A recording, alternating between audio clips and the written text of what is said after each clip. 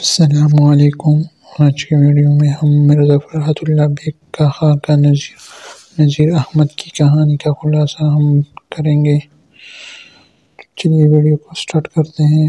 مرزا فرحت اللہ bag کا خاکہ نذیر احمد کی کہانی ایک طنزیہ و مزاحیہ تحریر ہے جس میں انہوں نے مولوی نذیر احمد کی زندگی، عادات اور شخصیت کو انتہائی دلچسپ اور منفرد انداز میں پیش کیا ہے۔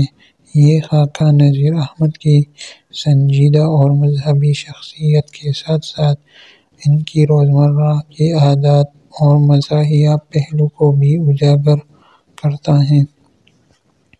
خلاصہ: مولوی نذیر احمد کی شخصیت۔ فرحت اللہ بیگ نے نذیر احمد کو ایک ایسی شخصیت کے طور پر پیش کیا ہے جو اپنی سنجیدگی اور مذہبی رجحان کے باوجود روزمرہ زندگی میں بہت سے مزاحیہ واقعات کا مرکز بنتے ہیں۔ نذیر احمد کی سادگی، دیانتداری اور علم دوستی کو سراہا کیا گیا ہے، لیکن ساتھ ہی ان کی کچھ عجیب عادات اور واقعات کو طنز و مزاح کے ساتھ بیان کیا گیا ہے۔ مزاحیہ واقعات۔ خاکے میں نذیر احمد کی زندگی کی کئی مزاحیہ واقعات کو بیان کیا گیا ہے۔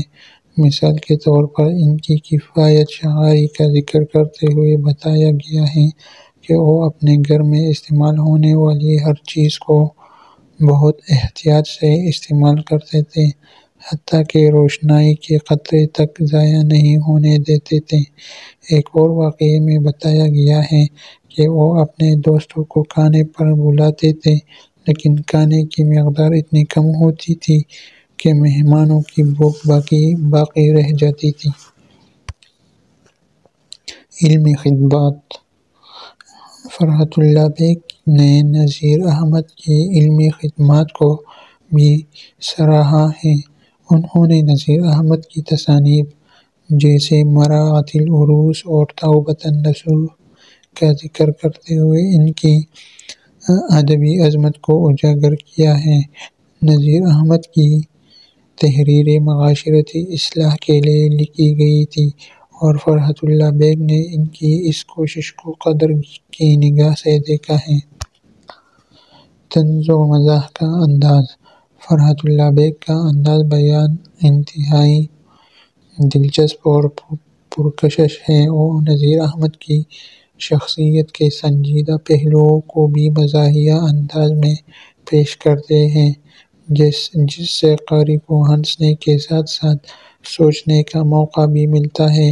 ان کا طنز تلخ نہیں بلکہ محبت آمیز ہے، جو نذیر احمد کی شخصیت کو مزید دلچسپ بنا دیتا ہے۔